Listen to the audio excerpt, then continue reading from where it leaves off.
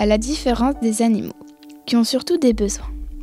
Les humains ont des besoins, mais aussi des désirs, des passions, des rêves, d'ailleurs parfois irréalisables. Mais que devons-nous faire pour espérer être heureux, et peut-être même plus heureux que la plupart des animaux? Réaliser nos désirs, nous en détourner, jusqu'à quel point? Ce sont ces questions que s'est posé le stoïcien Épictète. Et c'est son étrange mais profonde façon de voir le monde que Sylvain voudrait nous présenter.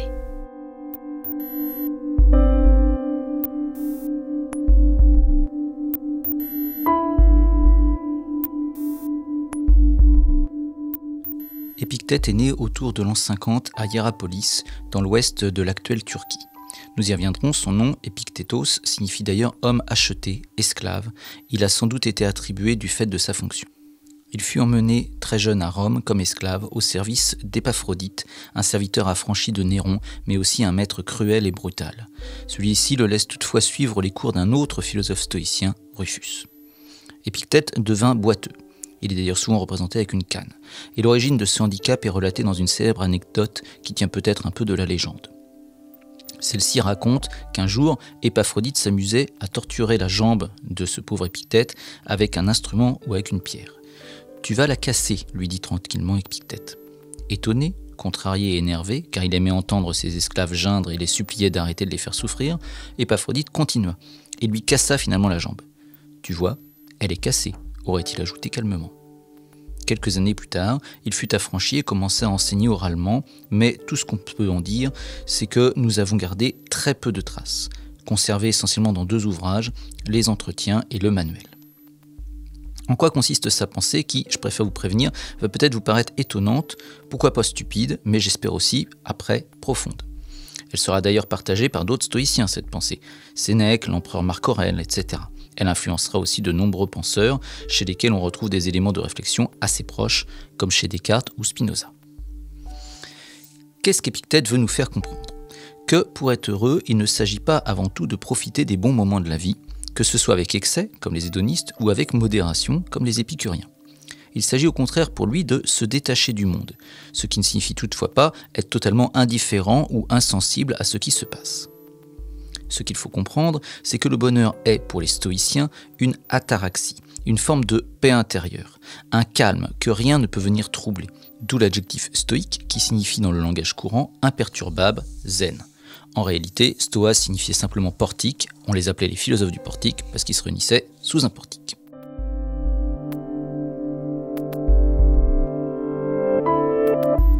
On pourrait prendre comme exemple d'incarnation du stoïcisme, du zen, des sages, comme le Bouddha, le Dalai Lama, pourquoi pas Gandhi, ou dans la pop culture, Maître Yoda.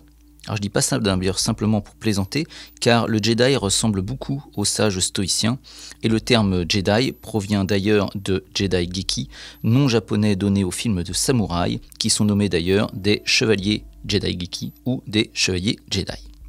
Je ferme cette parenthèse, mais vous remarquerez que Yoda, comme incarnation du stoïcisme, voire du bouddhisme, n'est pas totalement délirant. Ce qui caractérise le sage, c'est qu'il distingue radicalement ce qu'Épictète appelle ce qui dépend de nous et ce qui ne dépend pas de nous. Or, force est de constater que peu de choses dépendent totalement de nous. Ni notre naissance, ni notre espérance de vie, ni notre physique, ni notre classe sociale, ni les événements qui nous arrivent, ni notre mort, ni les comportements et les jugements des autres, etc., etc. Or, que faisons-nous toute notre vie, sinon miser sur des choses contingentes pour être heureux? Par exemple, la réussite sociale, l'amitié, l'amour, la famille, la reconnaissance, la santé. Selon Épictète, seul dépend de nous notre regard sur toutes ces choses, l'importance que nous leur donnons en ce qui concerne notre bonheur. En d'autres termes, si le sage stoïcien est toujours heureux, c'est qu'il est parvenu, au prix d'un travail acharné sur lui-même, à opérer une conversion du regard. Ce qui arrive dans le monde est certes plus ou moins préférable, comme dit Épictète, agréable ou non. Mais de toute évidence, il faut mieux être en bonne santé que malade, riche que pauvre, recevoir un compliment que de se faire taper sur la jambe par un maître cruel et stupide. Certes, mais cela n'a rien d'essentiel en ce qui concerne le bonheur, c'est-à-dire le fait de pouvoir être en paix avec soi-même. Cela ne signifie pas, nous le disions, que le stoïcien soit insensible, sans quoi d'ailleurs on voit mal pourquoi il ne se suiciderait pas ou ferait l'effort d'enseigner aux autres à être plus heureux. Mais il refuse de s'identifier à ce qui ne dépend pas totalement de lui, et en ce sens, sa liberté, sa volonté, sa force d'esprit, en grec on dit proairesis, est totale. C'est pourquoi Épictète considère cela comme un cadeau des dieux. Contrairement aux animaux qui sont peut-être heureux, mais seulement lorsqu'ils ont satisfait leurs besoins primaires, manger, dormir, se sentir en sécurité, les humains sont tourmentés par de nombreux désirs, espoirs, fantasmes. C'est là la source de notre malheur, mais paradoxalement aussi la clé de notre bonheur. Aux humains, les dieux, disons si vous ne croyez pas aux dieux, la nature, a donné la conscience et la proairesis. Ils peuvent apprendre à contrôler leurs jugements, leurs émotions et peut-être même leurs sensations afin de ne pas être tourmentés par leur existence. Quand bien même tout ce qui advient provient d'un destin, d'une fatalité, idée fréquemment partagée dans l'Antiquité, ce pouvoir d'attachement ou de détachement par rapport au monde, lui, y échappe en un certain sens. On retrouve une conception proche chez Spinoza, philosophe du XVIIe siècle, qui explique dans son Éthique qu'il faut s'efforcer de saisir, grâce au pouvoir de notre raison, les causes de ce qui nous arrive, afin d'en atténuer les effets désagréables, et plus globalement, afin de comprendre que tout ce qui arrive, arrive de manière nécessaire, par un déterminisme universel qui fait que, contrairement à ce que nous croyons, le monde n'aurait pas pu être différent de ce qu'il est.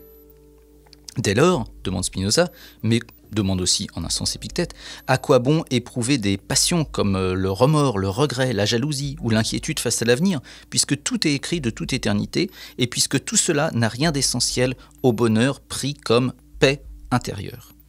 Mieux vaut se détacher de toutes ces passions tristes et vivre joyeusement la seule vie qui nous est donnée de vivre comme elle se déroule. Épouser son destin.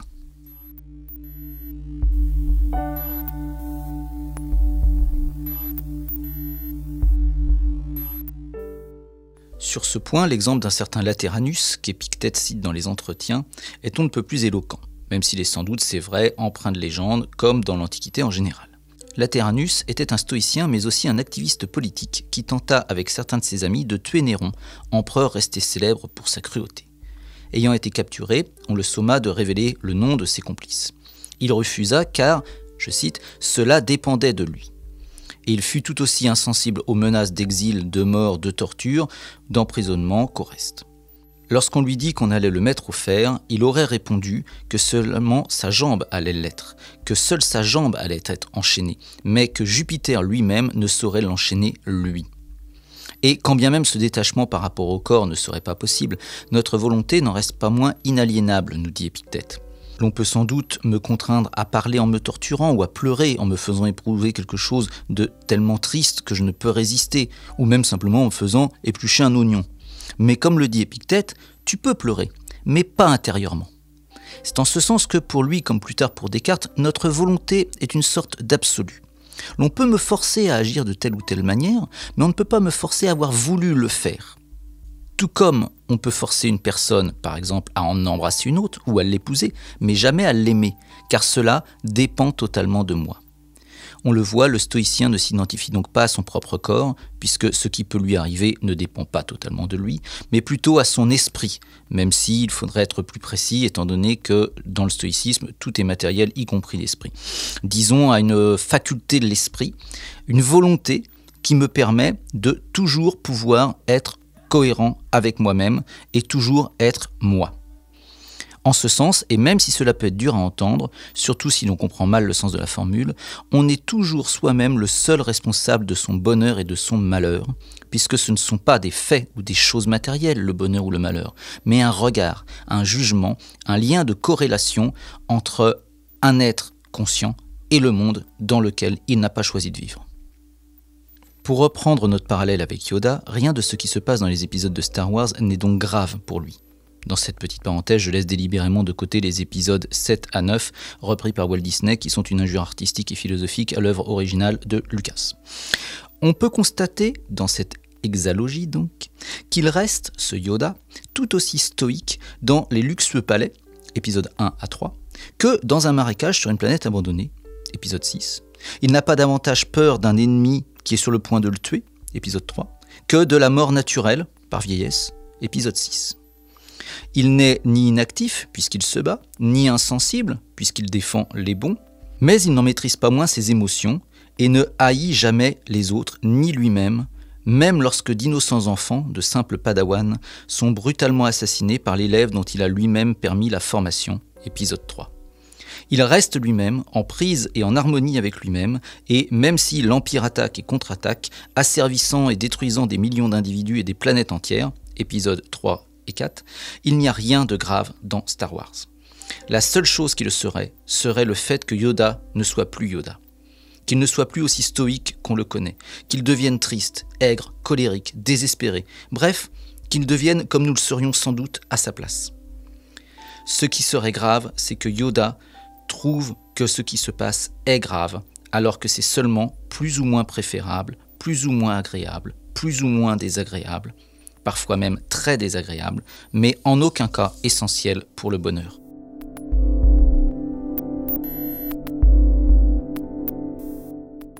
De sorte que le stoïcien se bat et s'efforce de ne pas s'identifier aux émotions qui le traversent, afin de vivre heureux et d'essayer de rendre heureux les autres, même s'ils sont pourtant moins sages que lui.